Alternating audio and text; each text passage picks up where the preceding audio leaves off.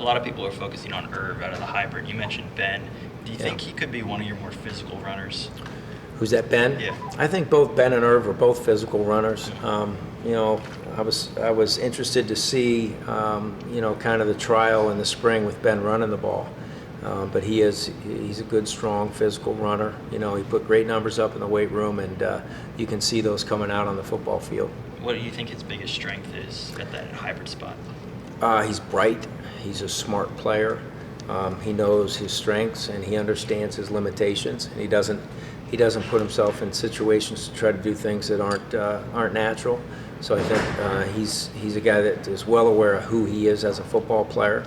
You know, he's physical. You know, for a guy that was a wide receiver, bringing him in there on some of the backside stay cut blocks on the backside.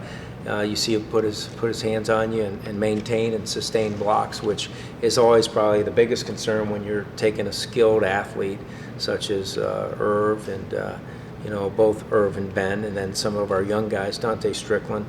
He's a very talented young man. He's done some things at that position as well, which he actually played in high school, a very similar role.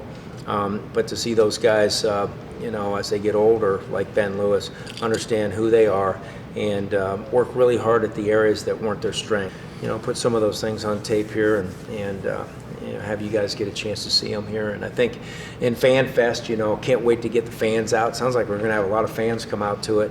Hopefully we'll have good weather and those fans can come out and see some of the things that we're talking about.